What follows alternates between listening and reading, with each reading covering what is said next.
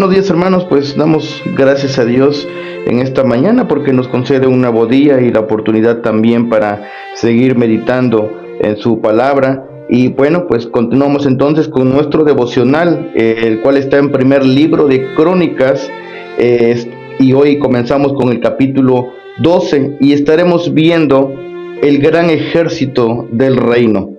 Bien, voy a leer versículos 1 y 2 que dicen de esta manera: estos son los que vinieron a David en Siclag, estando él aún encerrado por causa de Saúl, hijo de Cis, y eran de los valientes que le ayudaron en la guerra. Estaban armados de arcos y usaban de ambas manos para tirar piedras con honda y saetas con arco, de los hermanos de Saúl de Benjamín. Bien, versículo 4 también dice así: Ismaías Gabaonita, valiente entre los 30 y más que los 30. Jeremías, Jaasiel, Joanán, Josabad, Gederatita. Bueno, pues vemos aquí que la primer lista trata de los que se unieron a David en Siclag, y es que en este capítulo no data cronológicamente, pues consecutivo al capítulo 11, es decir, acabamos de terminar el capítulo 11 y lo que menciona el capítulo 12 no es lo que sucede a continuación, sino más bien este capítulo 12 se remonta a, como lo acaba de mencionar el versículo 1, a los tiempos en los que David estaba siendo perseguido por Saúl. Y este capítulo 12 va a terminar nuevamente en donde nos quedamos con el capítulo 11. Así que pues pongamos mucha atención conforme vayamos avanzando en este capítulo 12. Bien, pues entonces, según nuestro versículo 1, nos regresamos cronológicamente a pues cuando David estaba en Siclag. Recordemos que Siclag fue la ciudad que los filisteos le dieron a David cuando él estaba huyendo de Saúl. En este tiempo, pues David estaba angustiado por causa de la persecución que tenía en contra de él Saúl. Aquí además podemos notar que el cronista hace un énfasis que es muy notorio en la transición del reino de Saúl al reino de David. ¿Por qué? Pues porque va a estar mencionando ciertos aspectos. En primer lugar, él va a resaltar la información, aunque pues para nosotros resulta aparentemente pues obvia. Nos menciona que Saúl es hijo de Cis de Benjamín en el versículo 1, pero es que esto lo hace él precisamente para resaltar esta situación. Además, posteriormente él hace una apologética en cuanto a la legitimidad del reino de David y argumenta esta adhesión de los benjamitas.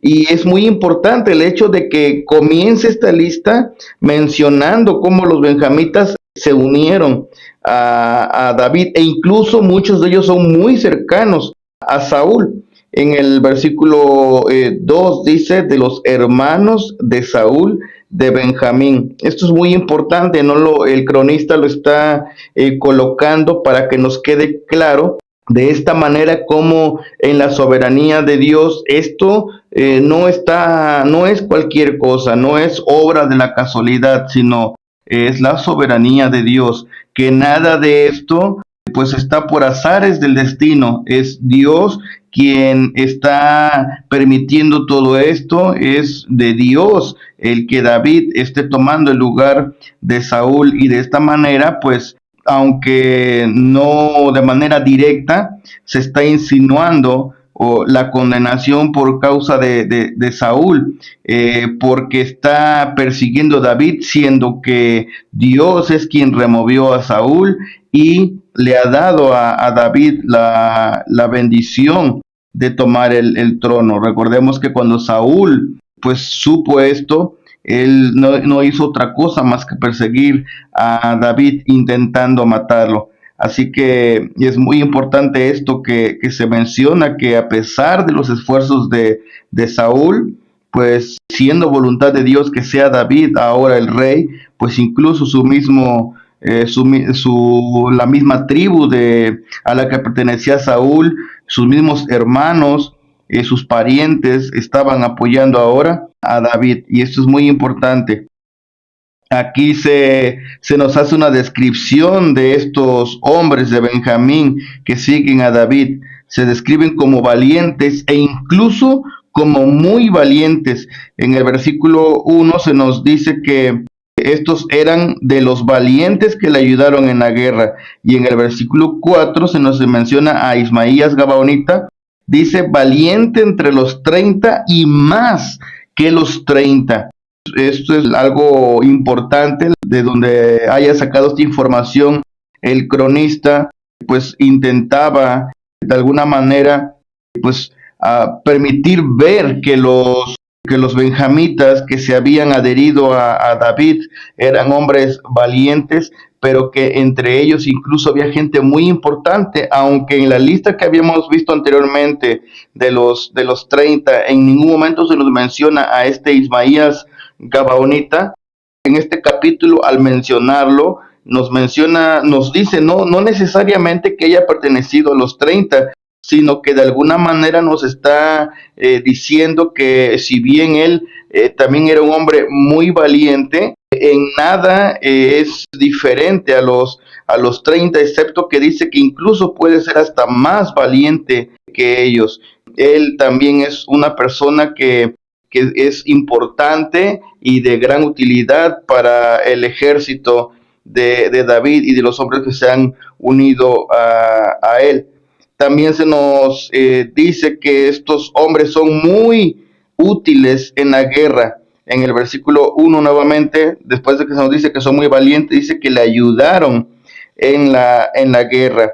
Y esto es muy importante porque pues estos hombres pues tenían una reputación militar muy importante de tiempos antiguos. Los benjamitas siempre han sobresalido en varios aspectos y es que se nos menciona que eran hábiles en el arco. Y en el versículo 2 se nos dice que estos estaban armados de arcos y también se nos dice que eran hábiles con la honda y las saetas y que eran ambidiestros. Dice aquí nuestro versículo 2 que incluso usaban de ambas manos para tirar piedras con honda y saetas con arco. Eran tan hábiles que podían usar sus dos manos. Y esto me llama mucho la atención porque, como acababa yo de decir hace un momento, ellos de tiempos antiguos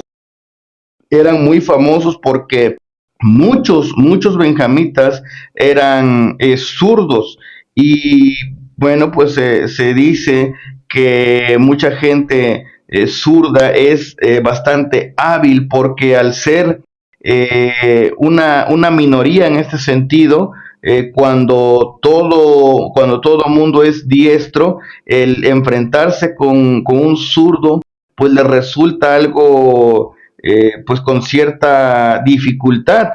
Yo no sé mucho de béis, a mi papá le encanta el béisbol y yo sé que una de los medios que usan estos deportistas para pues poder contrarrestar es que cuando la persona que lanza es diestra, le mandan a un bateador zurdo y esto hace que de alguna manera lo desnivele. Obviamente ellos que son profesionales están entrenados para contrarrestar esto, pero siempre resulta una dificultad.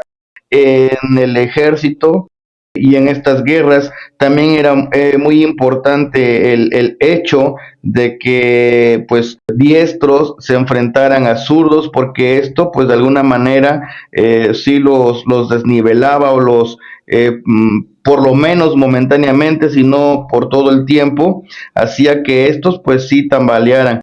Y por eso es que era tan importante esta sección del ejército de David, porque era de gran ayuda, a pesar de que en su momento no aceptaban a David como el rey, ya que es obvio que la tribu de Benjamín va a preferir a su hermano benjamita Saúl, pues que a alguien de otra tribu. Sin embargo, como hemos aprendido, la soberanía de Dios auspicia todo esto y de esta manera hace que entonces los benjamitas terminen aceptando la voluntad de Dios y que David es el rey que Dios ha puesto.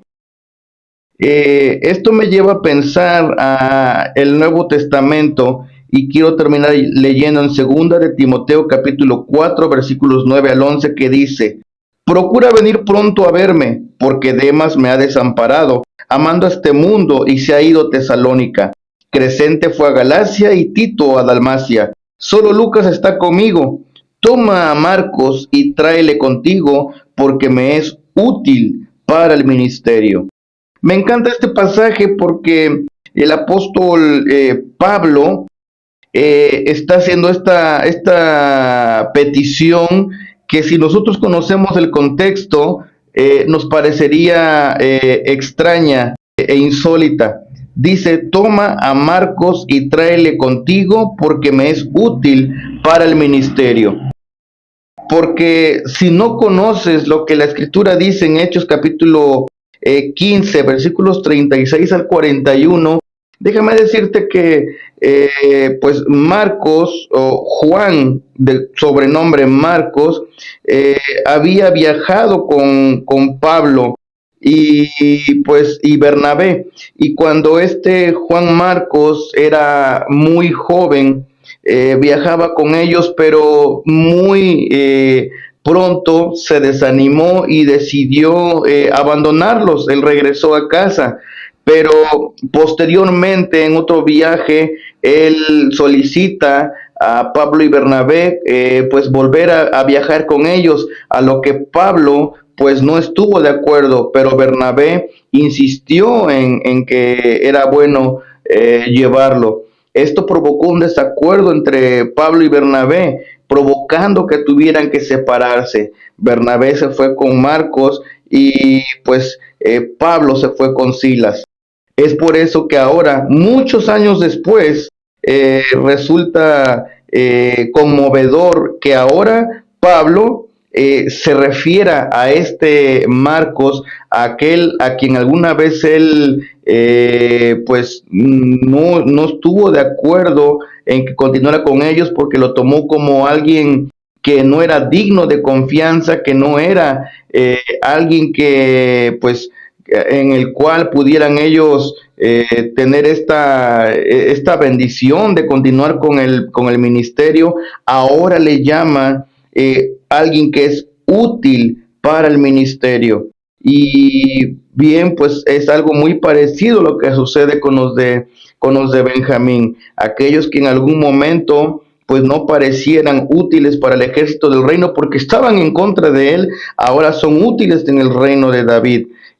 Marcos, aquel que en algún momento pareció inconstante, alguien que pareció inmaduro, ahora es alguien útil para el ministerio. Que podamos ser útiles en el ministerio, que podamos ser fieles, amados hermanos. Un día no se daba nada por nosotros, un día no valíamos nada, pero hoy valemos tanto porque pertenecemos al ejército del Señor Jesucristo, porque pertenecemos a la ciudadanía de los cielos. Y en ese lugar a la que pertenece nuestra ciudadanía, el Señor Jesucristo se encuentra sentado en su trono a la diestra de la majestad en las alturas, y a Él debemos ser fieles. No debemos de dejar de proclamar, siendo valientes, el reino y el evangelio del Señor Jesucristo. Así que en esta mañana cobremos ánimo, seamos fortalecidos y no dejemos de ser fieles a nuestro Señor Jesucristo. Que Dios les bendiga.